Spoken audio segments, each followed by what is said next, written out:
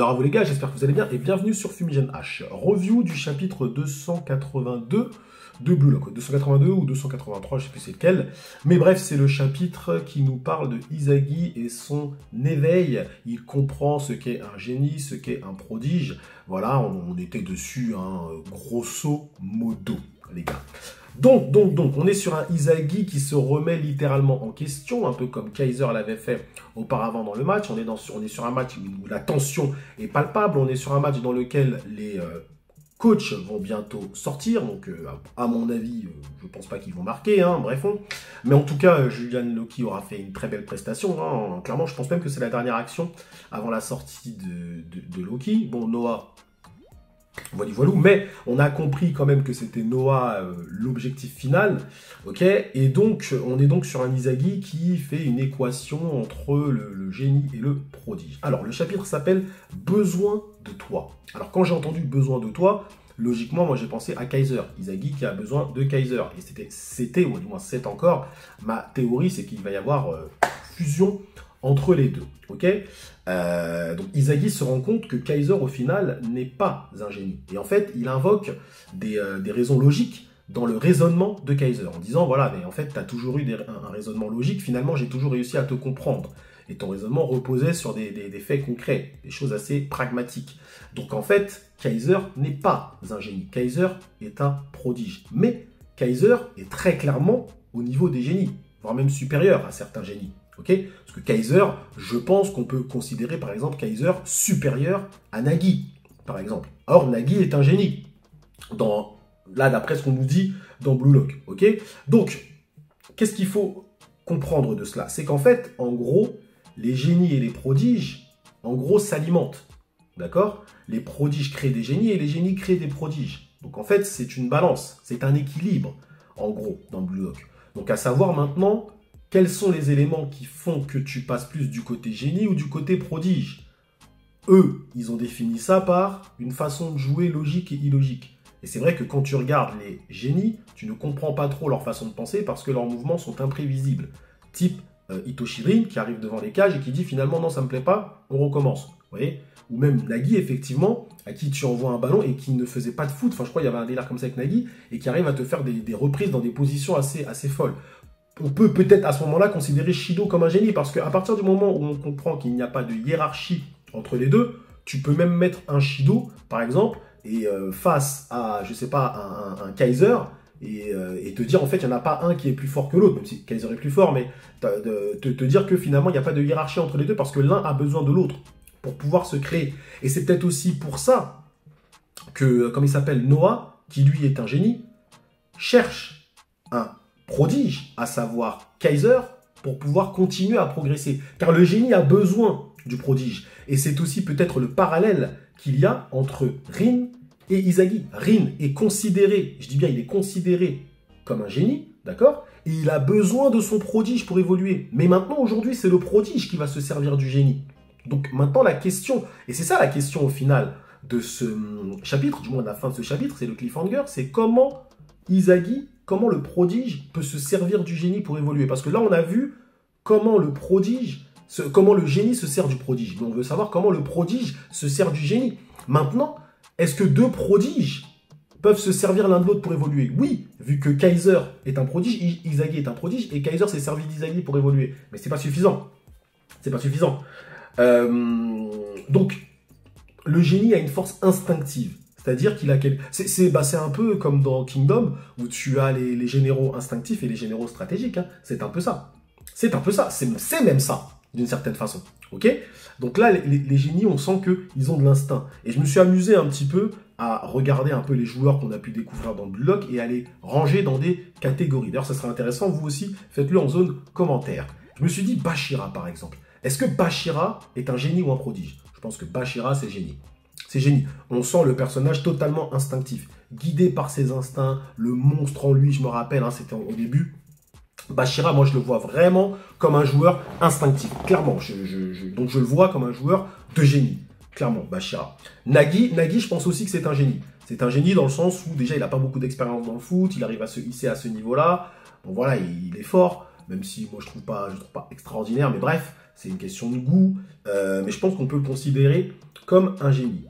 Shidou aussi, je pense qu'on peut le mettre dans les génies. Aussi, hein, très clairement, parce que il est dit qu'il est inspiré de Zlatan, hein, Shidou, mais il est dit que il arrive à reprendre dans des positions, les balles dans des positions que personne ne fait. Donc voilà, c'est un truc que personne ne comprend. Il a un côté un peu fou, très instinctif aussi, on sent dans sa façon de réagir, d'agir. Je le mettrais dans les génies. Qui est-ce qu'on pourrait mettre d'autres dans les génies? Bon, évidemment, Noah et Loki, on peut les mettre dans les génies, je pense. Très certainement d'autres, mais ils m'ont pas frappé aux yeux. Bah, dites-moi vous maintenant dans un commentaire s'il y a d'autres génies, selon vous, parmi les personnes qu'on a vues dans le Blue Lock. Alors, je pense que par contre, dans les prodiges, on peut mettre Barrow. Barrow, je pense que c'est un prodige, parce que Barrow, on peut dire ce qu'on veut, mais Barrow, il y a quand même une forme de... Il s'entraîne, c'est pas que c'est logique sa façon de jouer, c'est pas logique, mais c'est très organisé. C'est quelqu'un de très organisé, Barlow. Alors, en vrai, lui, c'est difficile parce que il a un côté instinctif aussi, l'œil du chasseur, tout ça. Mais bon, Kaiser, il a l'œil du chasseur et c'est un prodige, donc ça ne veut tout dire et rien dire. Mais Barlow, je sais pas pourquoi je le vois plus dans les prodiges. Izagi est dans les prodiges, Kaiser est dans les prodiges, et Kunigami, par exemple. Bah, Kunigami, moi, je pense que c'est un prodige. Je pense pas que ce soit un génie, Kunigami, clairement. Je pense que c'est un prodige, je pense que c'est quelqu'un aussi qui fait beaucoup preuve de logique dans sa façon de jouer, en tout cas. En tout cas, l'instinct ne l'emporte pas sur notre ami Kunigami. Après, tu as les mecs comme Reo, pour moi, tout ça, Reo, c'est prodige. Les Kagure, tout ça, pour moi, tout ça, c'est prodige, clairement et simplement. Ouais, après, les autres, pour moi, c'est quasiment tous des prodiges. Hein. À voir, après, évidemment, tous, parce que je les ai pas tous en tête, hein, clairement, les joueurs du Blue Lock, mais je pense qu'on a quand même un petit peu plus de prodiges que de génies, mais bon.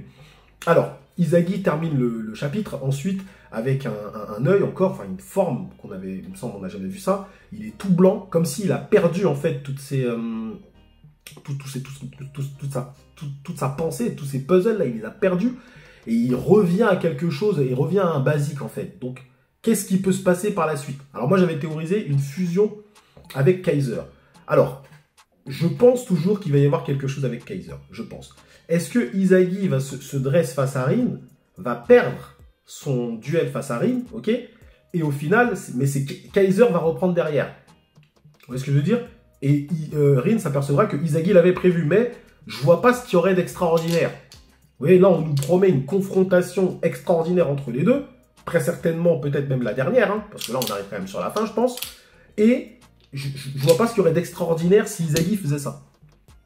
En même temps, même si Izagi prend la balle à Rin, même là, ça serait pas extraordinaire. Donc, qu'est-ce que les auteurs ont prévu, pour le coup, pour nous montrer l'évolution d'Izagi? Parce que là, on parle d'évolution.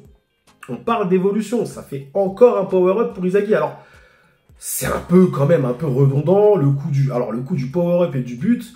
J'espère qu'ils vont pas nous faire ça. Le problème, c'est qu'en début de chapitre, ils disent quel genre de but va naître de ce que Izagi est en train de faire. Quel genre de but? Donc il te dit déjà qu'il va y avoir un but. Il te dit déjà qu'Izagi met le but. Alors, ça serait un peu tiré. Franchement, je pense que là, les auteurs, s'ils font ça, Izagi met 2 buts et encore un autre power-up, ça va rager. Hein.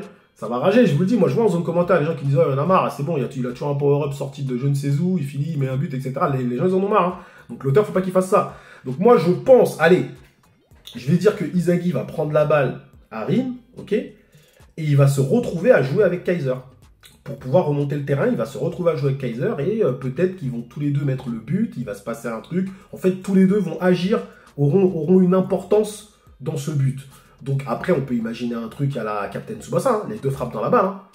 Ils s'en foutent les auteurs, hein. Qu'est-ce qu'ils se disent? Captain Tsubasa, ça arrivait, ça. Ouais, il se prenait pas la tête, l'auteur. Hein. Boum, et les deux frappent dans la balle et c'est réglé. Hein. Donc c'est très possible. Hein. Attention les gars, les gens disent ouais, ça, bah attendez. Ça, c'est clairement possible. Hein. Les deux frappes. Hein. Je crois même qu'on l'a déjà vu dans Blue Lock, ça, d'ailleurs. Donc, les frérots, moi, je pense que ça va se passer comme ça. Je pense que Izagi va gagner son duel. Ok, en fait, deux cas de figure. Soit il perd son duel, mais Kaiser reprend derrière. D'accord? Soit il gagne le duel, il remonte avec Kaiser. Voilà mes prédictions pour la suite. En tout cas, on est sur un bon chapitre, mais... Enfin, un chapitre correct, mais c'est vrai que là, le déroulement est un peu facile. Le déroulement est un peu facile et je me demande bien quelle sera la prochaine évolution d'Izagi. Alors là, moi j'avais misé pour un nouvel œil. Hein. Souvenez-vous les frérots, j'avais dit, il va débloquer un nouvel œil ce mec. Ah, il va débloquer encore un œil supplémentaire, une métavision supplémentaire, métavision des prodiges ou je sais pas quoi. Mais moi, je voyais... Pour moi, c'est ce que je voyais parce que c'est son arme. C'est son arme, la vision, Izagi. Hein. Donc là, mis à part une nouvelle vision, je vois pas ce qu'il peut débloquer. Hein. Donc pour moi, ouais, nouvelle vision, il va y avoir ça. Hein. Il va y avoir ça, mais il y aura jeu avec Kaiser. Il y aura un jeu avec Kaiser, je pense. En tout cas, on verra les frérots. Dites-moi vous en commentaire, c'est quoi vos prédictions pour la suite. En tout cas, je vous remercie d'avoir suivi cette petite review tranquille, chill, jusqu'au bout. Prenez soin de vous et que l'honneur soit avec Izagi. Ça marche.